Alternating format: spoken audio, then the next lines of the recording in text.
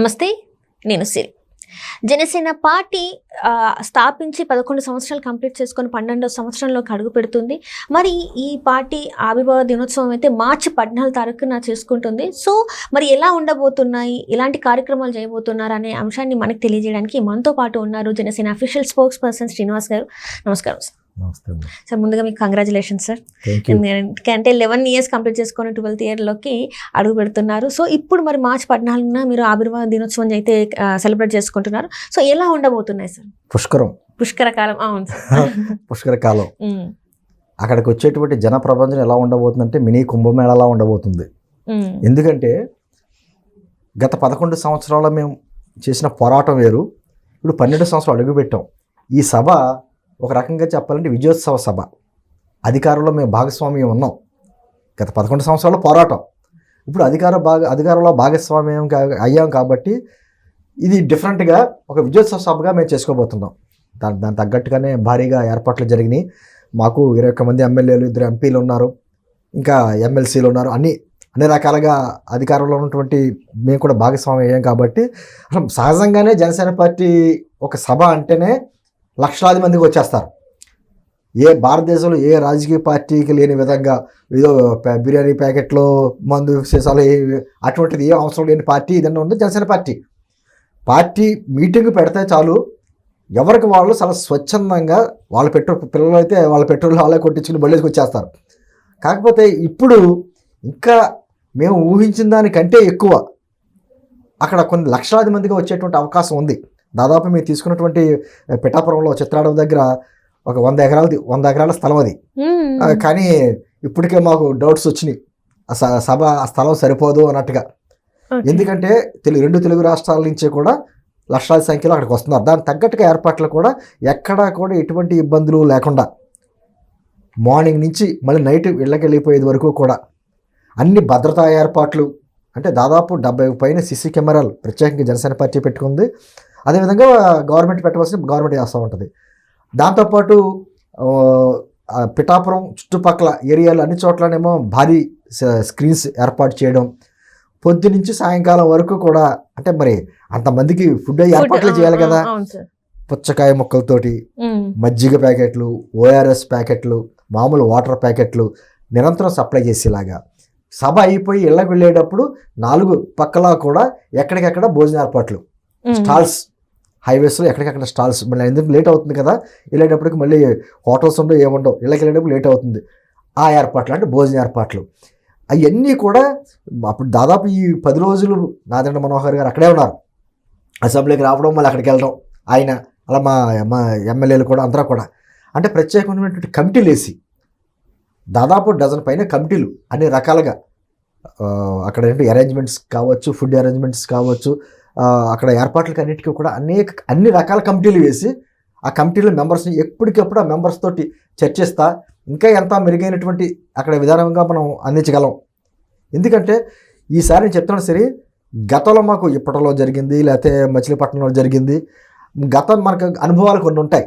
అక్కడ ఉన్నటువంటి లోటుపాట్లు ఏమున్నాయి అనేది మనకు అనుభవం ఉంటుంది. దాంతో అటువంటి లోటుపాట్లు మళ్ళీ జరగకుండా భద్రతాపరమైన చర్యలు కావచ్చు, ఏర్పాట్లు కావచ్చు, అన్నిటికీ మేము కూడా చాలా పకడ్బందీగా వ్యవహారం చేసుకుంటా మేము సమన్వయ కమిటీలు వేసుకున్నాం.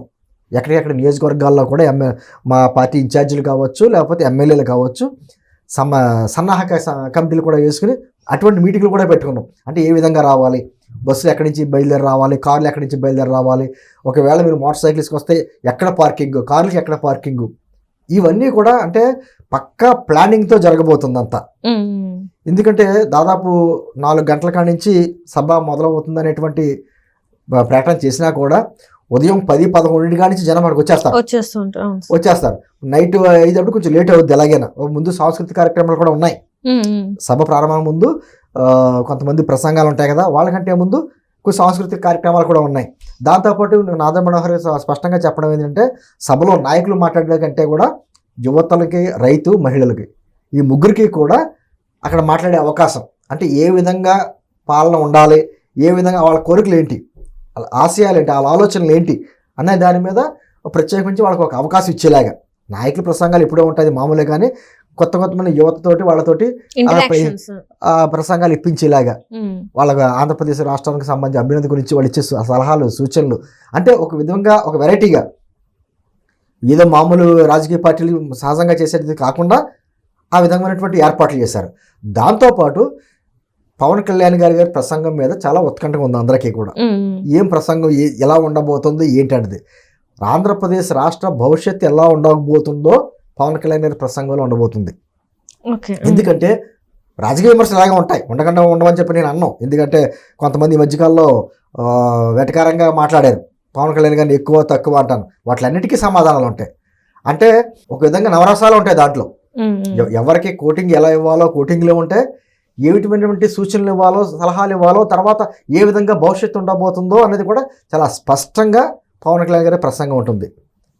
అంటే గత 11 సంవత్సరాలు మేము ఎన్ని ఆటుపోట్లు ఎదుర్కొని వచ్చామో ఒక్కడే పవన్ కళ్యాణ్ గారు ఆయన పార్టీకి సరైనటువంటి ఫండింగ్స్ ఏమీ లేకపోయినా కూడా ఆయన సొంత డబ్బులు ఖర్చు పెట్టుకుని పార్టీకి ఏ విధంగా చేసుకుంటూ వచ్చారో, అదే సందర్భంలో ఆయన సొంత డబ్బులు ఏ విధంగా ప్రజల కోసం ఖర్చు పెట్టారో, ప్రజలకి ఈ క్యాలమిటీస్ వచ్చినప్పుడు ఆ తుఫాన్లు కావచ్చు, వరదలు కావచ్చు, మొన్న మధ్యకాలంలో కృష్ణానది వరదలు కూడా 6 కోట్లు ఇచ్చారు.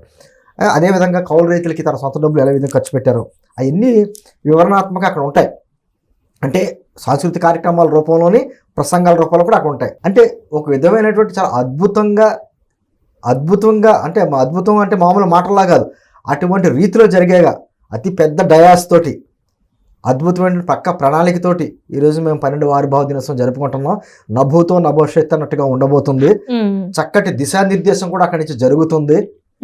జన సైనికులు వీర మహిళలు కూడా లక్షలాది మందిగా తరలిస్తున్నారు. కాబట్టి మేము కూడా పార్టీ తరఫున మేము కోరుతా ఉన్నాం, మీరందరూ కూడా చక్కగా భద్రతగా చక్కగా రావాలి, సభకు అటెండ్ అవ్వాలి. అదేవిధంగా ఇళ్ళకి కూడా క్షేమంగా తిరిగి వెళ్ళే విధంగా ఏర్పాట్లు చేసుకొని మాత్రం నేను ఇస్తున్నాం. మేము అంటే ఇక్కడ చూస్తున్నట్టయితే సార్ అంటే ఏమైనా కీలక నిర్ణయాలు తీసుకునే అవకాశం ఉందంటారా పవన్ కళ్యాణ్ గారు అంటే రాష్ట్రం గురించి? ఎందుకంటే ఇప్పుడు 5 శాఖలకి మంత్రిగా ఉన్నారు, at the same time deputy CM కూడా. సో ఏమైనా ప్రజలకి కొత్తగా ఏమైనా సర్ప్రైజ్లు ఏమైనా ఇచ్చే అవకాశం ఉందంటారా? పార్టీ వేరు, ప్రభుత్వం వేరు. ప్రభుత్వంలో మనం భాగం పార్టీగా. అంటే రాజకీయ పార్టీగా కేవలం ఏదో నినాదాలు ఇవ్వడాలు అవన్నీ కాకుండా కూడా మనం అధికారంలో భాగస్వామ్యం అయ్యాం. కాబట్టి మన భవిష్యత్తు ఎలా ఉండబోతుంది, మనం చేసే కార్యక్రమాలు ఎలా ఉండబోతున్నాయి, రాజకీయ పార్టీగా మనం చేసిన 11 సంవత్సరాల పోరాటం వేరు, ఇప్పటి నుంచి మన విధానం వేరు, ఏ విధంగా ఉండబోతుంది అన్నది ఆయన ప్రసంగంలో చాలా స్పష్టంగా ఉండబోతుంది.